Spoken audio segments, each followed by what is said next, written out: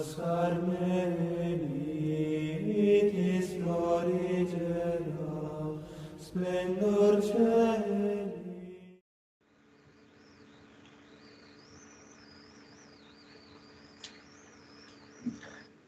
Queridos irmãos, queridas irmãs, vamos hoje fazer aqui esse comentário do Evangelho de São João, conforme nós nos propusemos decorrer dessa semana,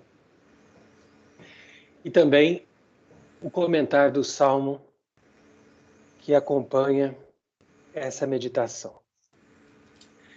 Então nós temos que entender, conforme eu já expliquei naquele comentário de ontem, que o tempo da paixão é focado nos sofrimentos morais de Cristo. Hoje em dia, na liturgia moderna, foi abolido o tempo da paixão. E da Quaresma nós caímos diretamente na Semana Santa. Ou seja, ficou faltando, essa semana que faz essa ligação entre a Quaresma e a Semana Santa, que é também chamada Tempo da Paixão, mas totalmente concentrada na dimensão dos sofrimentos de Cristo propriamente ditos, ou seja, aqueles que ele sofreu na cruz, sofrimentos físicos. Enquanto que, de uma forma muito evidente, a doutrina e a noção que dela nós extraímos a respeito dos sofrimentos morais de Cristo nos deixam um vazio desse aspecto na espiritualidade da igreja. E qual é a consequência do vazio, ou seja, desta falta de darmos às pessoas a consciência dos sofrimentos morais de Cristo? Ora, a consequência direta disso é a falta de espírito combativo. E não é à toa que na dimensão do modelo de igreja feito pelo Concílio Vaticano II, nessa dimensão de modelo da igreja, falta o espírito combativo. Por quê? Porque essa é uma igreja artificial, humana, criada para não debater e não lutar contra ninguém. E é exatamente por isso que as de igreja militante. Porque não tem sentido você lutar mais contra ninguém, debater contra ninguém. A apologética foi abolida dos seminários e nós não podemos nem sequer discutir com pessoas de outras religiões ou fazer proselitismo, porque isso é uma coisa abolida no contexto da igreja moderna. Você percebe? Então, é a hora que a gente se volta para esse conceito do tempo da paixão e a gente percebe que isso aqui não é só uma liturgia, não é só uma espiritualidade, mas é também uma doutrina. São as passagens do Evangelho de São João, porque nos outros evangelhos também teve alguns debates entre Cristo e os fariseus, mas não na mesma profundidade que São João recolheu no seu evangelho. E na medida em que você entra nessa espiritualidade, nesse conceito dessa doutrina, você se torna consciente que o evangelho é uma luta. O evangelho é algo que entrou no mundo em dimensão de batalha, de contradição. Nós estamos em luta contra o diabo, nós estamos em luta contra o reino do diabo, que nós chamamos de mundo, e nós estamos em luta contra a nossa própria carne. São os nossos três inimigos. Porém, existe também uma luta, um combate, nessa lógica, contra toda mentira, todas as falsas religiões, contra todas as formas de pecado, contra todas as formas de injustiça, contra todas as formas de impugnação da verdade. E é isso que eu vou explicar depois também, porque existe a mentira e existe a impugnação da verdade, é outra coisa. E é essa impugnação da verdade que muitas vezes a gente não percebe. A mentira direta a gente percebe, fala assim, ele está mentindo, ele está falando uma coisa que não existe. Agora, a impugnação da verdade ela é muito mais sutil. Você simplesmente omite.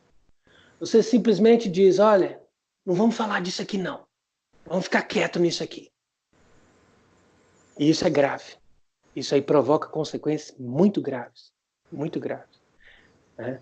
Tanto que São Tomás coloca isso como um dos 5 modelos de pecado contra o Espírito Santo. Aquele pecado que não tem perdão.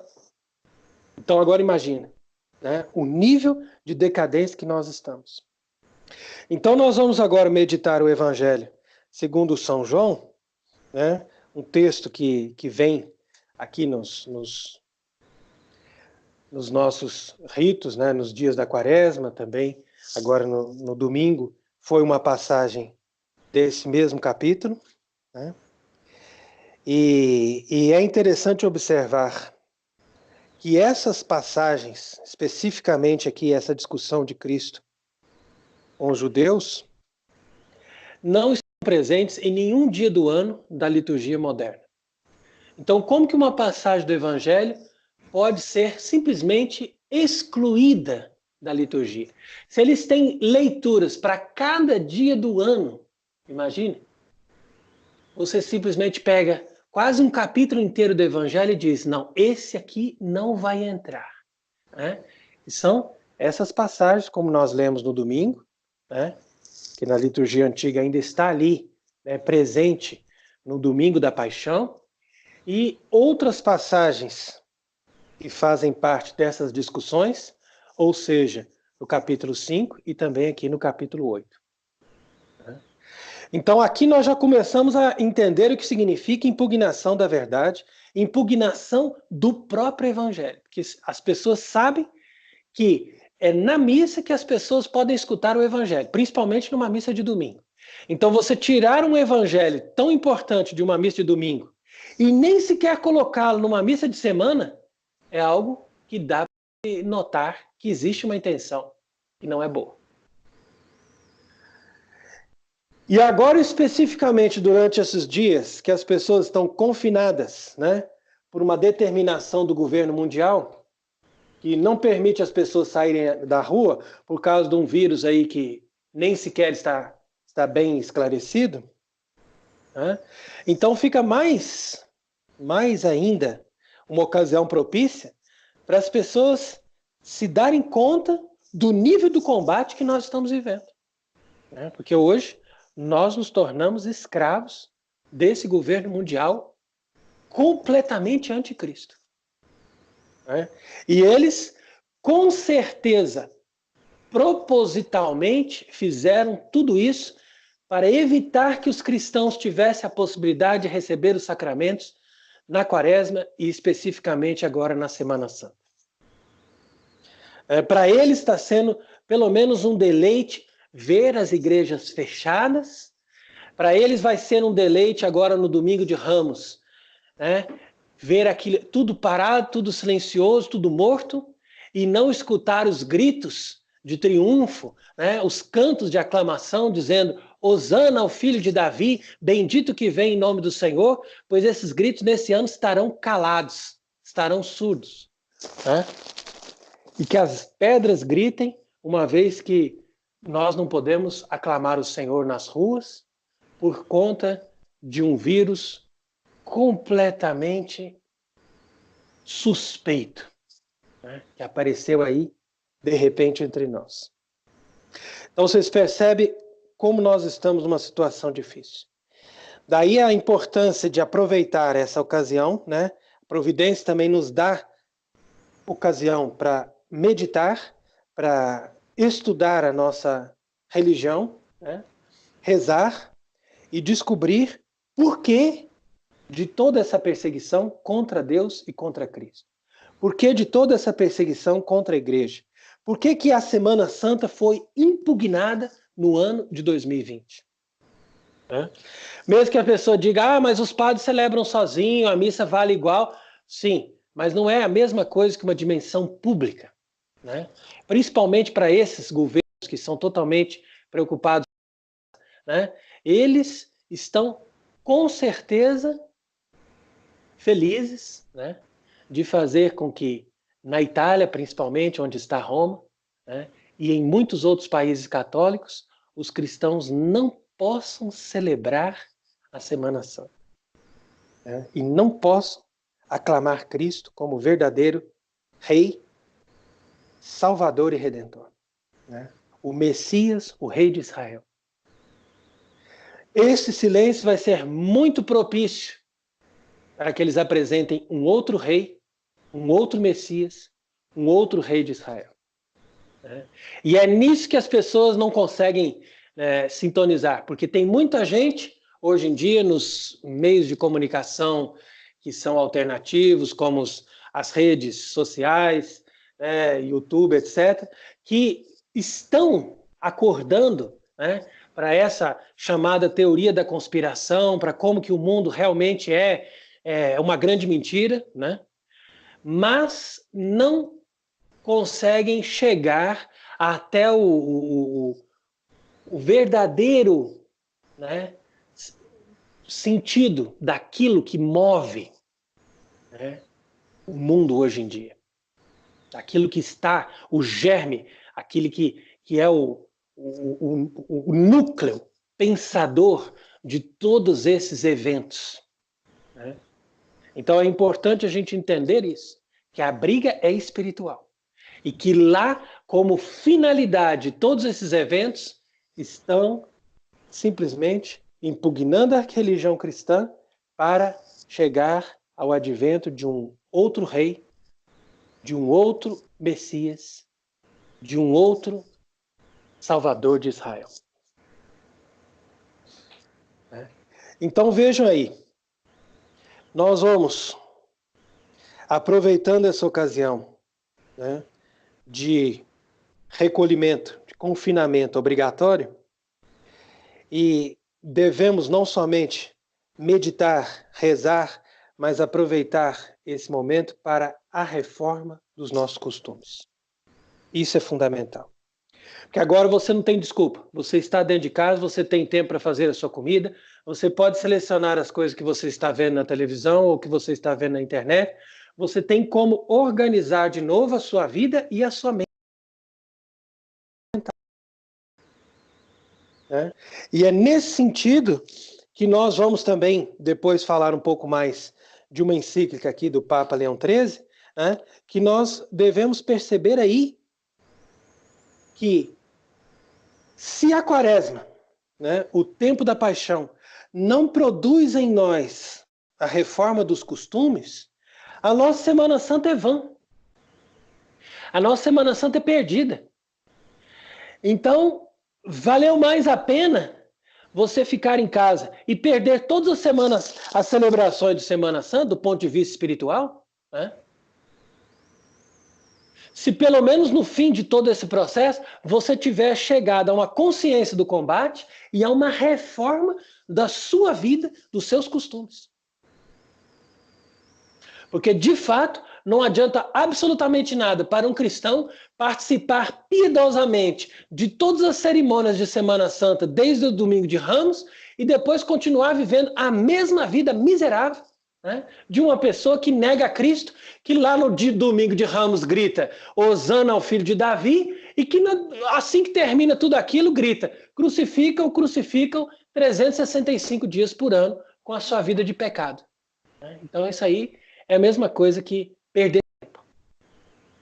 Então, nesse ponto, bem fez Deus de permitir que o diabo tivesse poder sobre essa humanidade para impedir que eles celebrassem bem a Semana Santa nesse ano, para ver se as pessoas começam a saber, né, celebrar aquilo, não somente com um simples rito ou um simples folclore, mas com uma verdadeira intenção de agradar a Deus e de ser fiel a Cristo, com aquela com os judeus, a respeito da sua vinda ao mundo e do sentido da sua aparição sobre a terra. Então é isso que nós estamos propondo durante esse tempo da paixão. Por isso que são várias conferências assim de comentários sobre o Evangelho, né?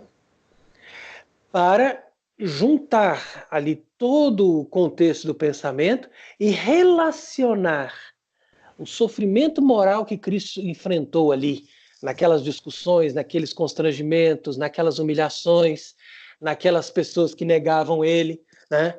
Naquelas situações difíceis de debate. E ver que Nosso Senhor enfrentou todo esse combate violento com essas pessoas, que estavam com certeza também movidas por um espírito muito ruim, né? Não foi em vão que ele enfrentou isso. Esse sofrimento foi um combate que ele quis dar ali, enfrentar, né, para nos mostrar até que ponto nós também temos que defender a fé. Defender a fé começa por defender ele mesmo, Jesus Cristo, na sua verdadeira humanidade e na sua verdadeira... Então, por isso que diz o Evangelho, né? São João, capítulo 8. Aí você pega a partir do versículo 28, quando disse Jesus: quando tiveres exaltado o Filho do Homem, sabereis que eu sou. Essa frase aqui é fundamental. Porque eles exaltaram o Filho do Homem na cruz, né? Levantaram ele ali, no Monte Gólgota, né? E aí, por que ele diz, sabereis que eu sou? Porque ali, no Gólgota, levantado na cruz, todos puderam saber que ele é o mesmo Deus que falou a Moisés, o mesmo Deus que criou o céu e a terra, o mesmo Deus que chamou Abraão e disse, Abraão, venha para me servir. É ele. Por que a gente conhece que é ele quando ele está exaltado na cruz? Porque ele é capaz de dar um exemplo de amor e de perdão que nenhum ser humano seria capaz na situação que ele esteve. Então ele mostra ali o maior milagre da sua vida terrena foi exatamente o milagre de ter permanecido humilde e paciente nos sofrimentos da cruz, perdoando os seus inimigos.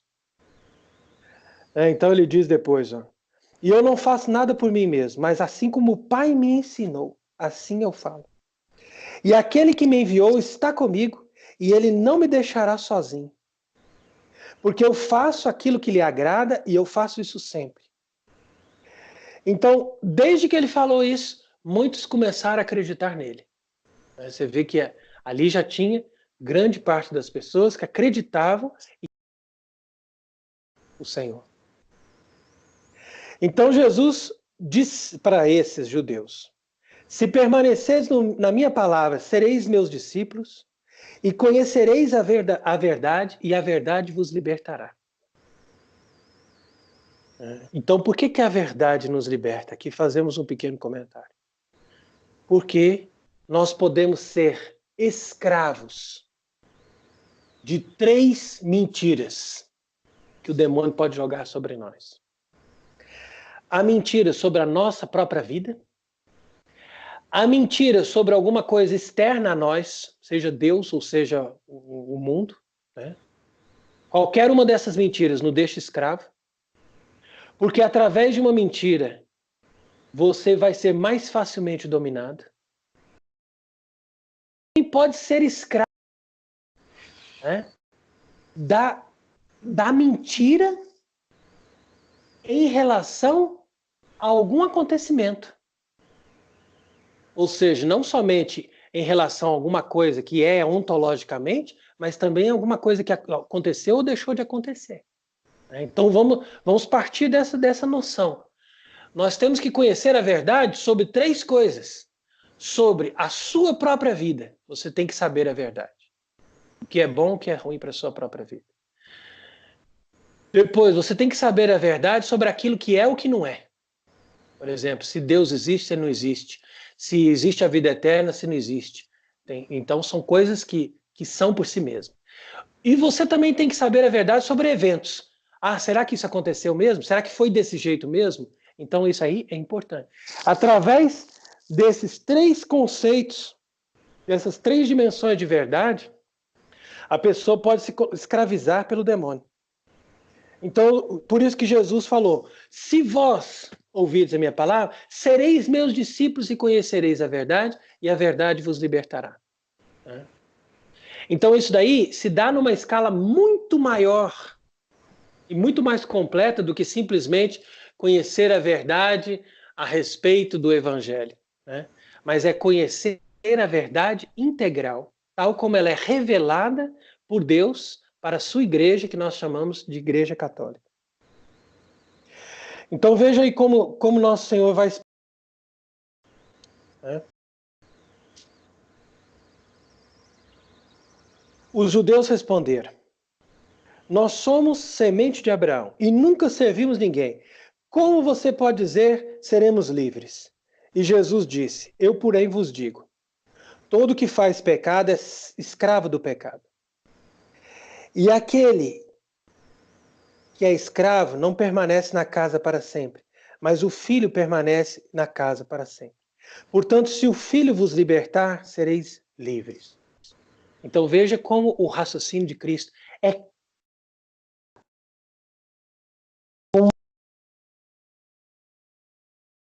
e que bonita, tendo naquela água. Aquilo é o raciocínio, a beleza dos argumentos de Nosso Senhor. Né? Olha, você tem um servo e você tem um filho. O servo não tem um poder, ele não fica na casa sempre, mas o filho está sempre na casa. O que é estar na casa? Na casa é estar em estado de graça, é estar em comunhão com Deus. Né? É simples. Nosso Senhor está mostrando a religião não é um cumprimento de leis. A religião é estar em comunhão com uma pessoa. Se você tem acesso ao filho, você vai estar em comunhão com o pai. Porque o filho está sempre na casa. Olha como é bonito isso. E eu sei que sois filhos de Abraão, né? Mas vocês querem me matar. Porque a minha palavra não entra em vocês.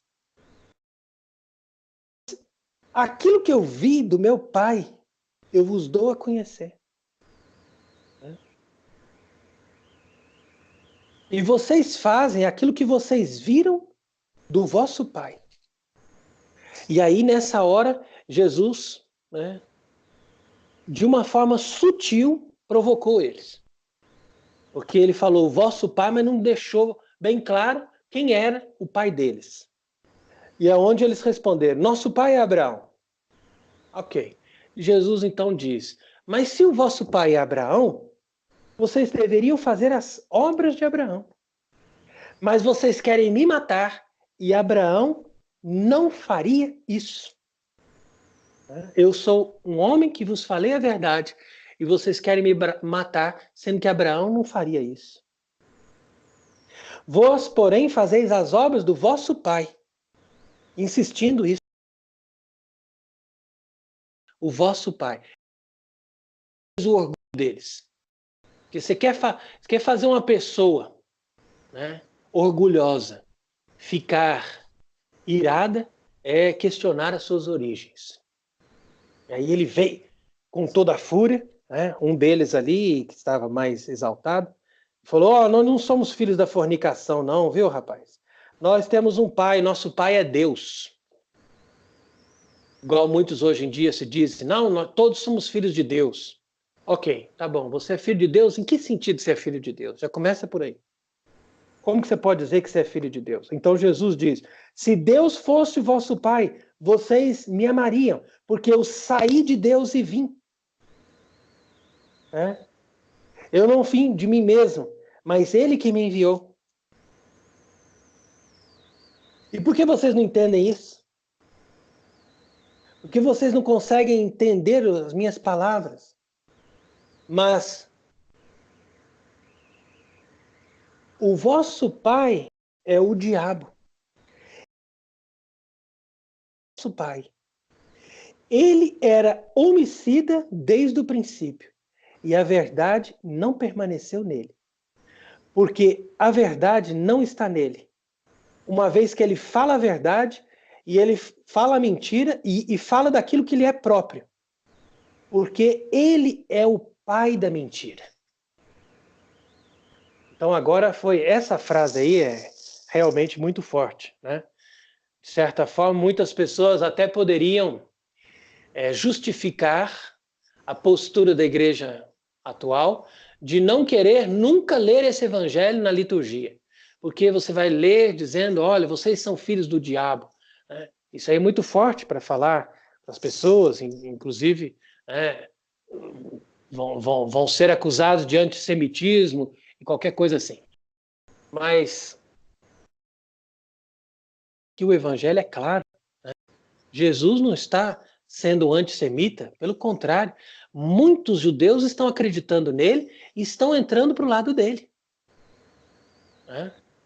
Aqui o movimento do Evangelho de São João é bem claro.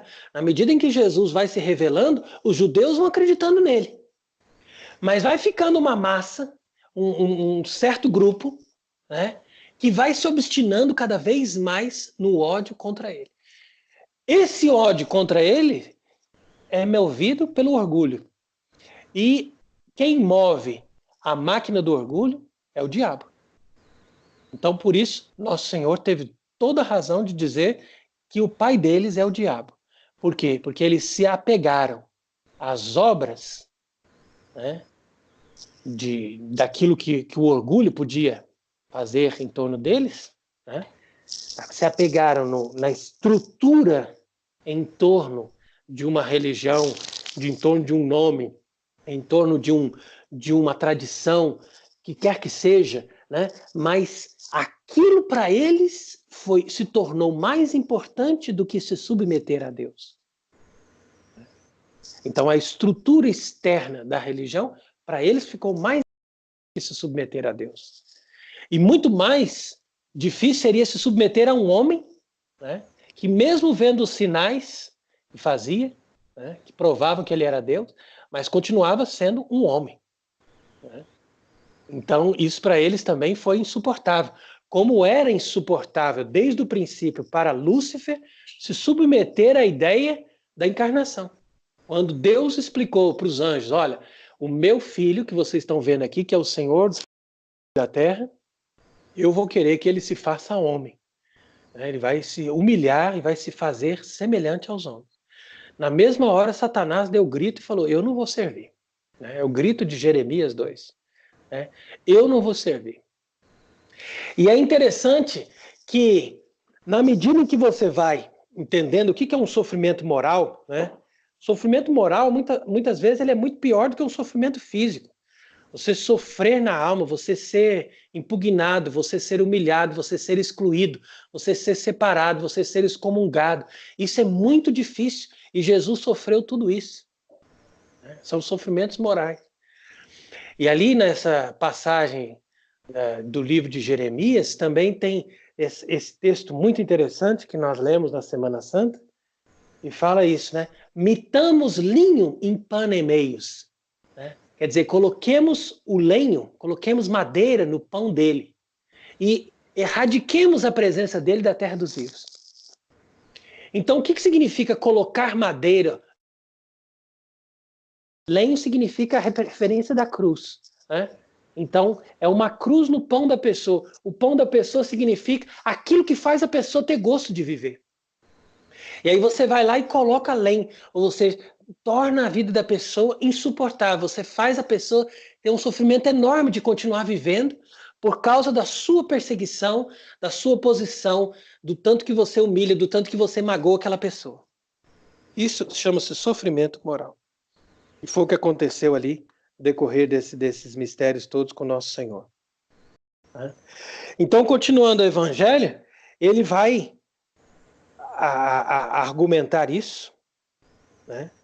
Dizendo que ele é o pai da mentira, e ainda diz, olha, eu porém vos digo a verdade e não acreditais em mim. Então, essa é a referência que nosso Senhor mostra aqui para discutir, né, para entrar nesse debate, né, a verdade e a mentira. Onde está a verdade? Onde está a mentira? E é daí que o Papa Leão XIII desenvolve um pensamento muito interessante na encíclica Exeunte Iam Anno, né, que é esse texto que eu vou citar agora, onde ele mostra o que aconteceu, né, nessa dissolução da sociedade cristã, da sociedade que estava baseada na verdade, que estava baseada no pensamento do Evangelho, estava baseada na verdadeira e boa filosofia. Né? E uma vez destruindo essa filosofia a partir do fim da Idade Média e destruindo os pilares, né, da verdadeira religião, o trabalho depois, em seguida, da Renascença até o fim do século XIX foi de corromper a humanidade nos piores vícios. Né? Corromper a humanidade nos piores vícios, uma vez que eles já estão corrompidos no pensamento. Então, essa é a lógica, né, que vai aqui desenvolvendo os papas, principalmente a partir de Gregório XVI, eles vão sempre mostrando que a partir do momento que você é corrompido no pensamento e que você já não tem mais a noção da verdade, daí um passo a mais você será corrompido também nos vícios e nos maus costumes. Então veja o que diz o Papa Leão XIII. De fato, esquecendo-se do princípio pelo qual nasceram e da finalidade ao qual são chamados, fixaram todo o seu pensamento na solicitude dos vãos e caducos bens da terra, violentando a natureza e invertendo a ordem estabelecida, se tornam voluntariamente escravos daquilo que o ser humano deveria, segundo a razão, dominar. Exatamente o que nosso Senhor Jesus Cristo disse. Né? E vós sois escravo. Aquele que faz o pecado é escravo do pecado. O incentivo do vício e o seu fatal compromisso com o pecado, diz o Papa, avançam de sorte que as representações de teatro, livros, jornais e a própria arte, que deveria ser elevação da alma, são destinados a inflamar as paixões humanas. Então aqui a gente poderia acrescentar os filmes, né? Porque hoje em dia, além do teatro, dos livros, dos jornais, uma coisa que leva muitas pessoas para a corrupção são os filmes, é o cinema. É o cinema. Né? E a própria arte, como ele diz aqui, ó, que leva a pessoa, ao invés de levar a pessoa para Deus e para cumprir a sua finalidade, leva para as paixões humanas. Então você veja como nós nos tornamos escravos. A nossa civilização se tornou completamente escrava. Aos adolescentes, ao invés do ensinamento da religião, são dadas doutrinas viciadas para perderem a noção do que é verdadeiro, de forma a contaminar a juventude com sofismas dos erros. Isso aí é desde as escolas. Por isso que hoje em dia não tem como colocar uma criança numa escola. Você já vai, desde o momento que ela começa a aprender, ela começa a aprender os sofismas dos erros, ao invés de aprender a noção da verdade. Ao invés de ela aprender a seguir a lógica e a verdade, ela vai seguir essa tal que cada um tem a sua verdade. E que o mundo é uma tolerância tão bonita em que todos, cada um pode ter a sua verdade e no final das contas, naquele mosaico de verdades, a gente forma ali um belíssimo quadro, né? Uma coisa linda para a gente contemplar sem sentido nenhum. Né? É isso aí, o nosso tempo. Continua o Papa. Mesmo nas ciências, tudo é feito com desprezo da fé divina e se acostuma a filosofar somente com o magistério da razão, sem distinguir o que é verdadeiro e santo. O veneno dessas doutrinas rapidamente invade a vida pública e privada. E o racionalismo, o materialismo, o ateísmo, o comunismo e o niilismo e outras pestilências que normalmente deveriam ser evitadas desde o princípio, invadem a vida das pessoas. Assim, querem impunemente rejeitar a religião católica, de cuja origem divina é clara por tantos sinais evidentes, e aceitar outras formas de culto que certamente carecem de prova e de credibilidade. Olha aí a lucidez, né, de um Papa que está falando.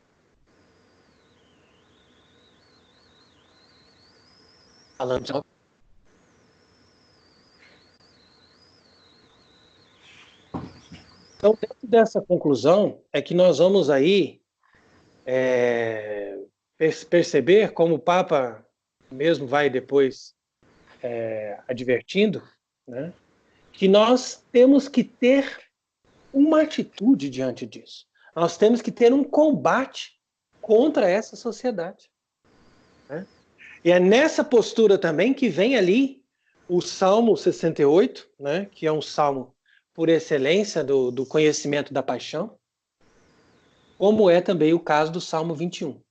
Então isso aí também é muito importante a gente saber. E se você quiser dizer quais são os dois salmos que mais perfeitamente mostram o mistério da paixão, a gente tem que saber que é o Salmo 21 e o Salmo 68. Nós vamos comentar agora o 68, amanhã o 21. Enquanto que na Quaresma, os dois salmos que fazem o pano de fundo de toda a liturgia da Quaresma é justamente o Salmo 50 e o Salmo 90. Né? E para nós agora, o tempo da paixão é o 68 e o 21. Né? Além de muitos outros que falam também da paixão, mas esses dois por excelência. Então veja aí como Nosso Senhor fala, né? Ele mesmo, rezando ao Pai, o Salmo 68, vai dizer: salvai-me, Senhor, porque as águas atingiram até o fundo da minha alma. Então isso daqui é a situação da pessoa que está mergulhada nos vícios. E Nosso Senhor, ele entra, né, em sintonia com o pecador, entra em sintonia com o ser humano perdido, né, para poder arrancá-lo desse poço profundo. Né? Por isso que ele diz, ó, eu estou atolado numa lama profunda e não tem mais substância para os meus pés. Eu estou mergulhado e a tempestade me cobre. Eu trabalhei clamando e estou esgotado. Os meus olhos definharam enquanto eu espero no meu Deus. Veja aí, você depois pode meditar mais profundamente o Salmo, né? Mas como ele diz, né? Que estão mais numerosos que os cabelos da minha cabeça aqueles que me odeiam sem motivo. Né? Qui oderunt me gratis. Isso é interessante, né? É o ódio que se volta contra Cristo que faz a gente responder com o combate. Portanto, a igreja, ela não tem ódio dos seus inimigos, mas ela se move no combate por causa que os seus inimigos têm ódio contra nós. Aí que está a questão. Né? E os que me perseguem, os meus inimigos, injustamente. Né? E aí diz, Deus, vós sabeis a minha insensatez e os meus delitos não vos estão escondidos. Então é interessante como você vê aqui que é Cristo falando, mas ele não tem pecado, né? Mas é como São Paulo explicou na carta aos Romanos, Deus o fez pecado, né? Ou seja, ele não somente assumiu os nossos pecados, mas ele se colocou ali na cruz como o pior dos pecadores, o mais condenado, o que tem todos os delitos do mundo. Ele era o bode expiatório, literalmente, né, conforme o rito que ele celebrava no Antigo Testamento, que o sumo sacerdote impunha as mãos sobre esse bode, e esse bode então recebia todos os pecados do povo, e ele saía para o deserto para pagar o peso desses pecados. Imagine. Então assim foi Cristo. Né? Por isso que diz ali também, por causa de ti eu sustentei o opróbrio, e a minha face está coberta de confusão.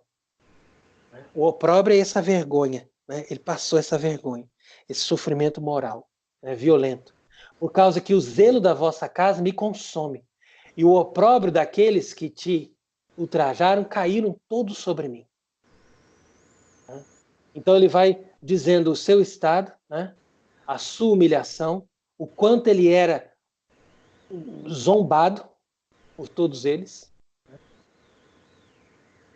E enquanto isso, ele apresentava a Deus a oração. Né? Livra-me, Senhor Deus, daqueles que me as águas. Não me absorvam. Né? Ouve-me, porque é benigna a vossa misericórdia.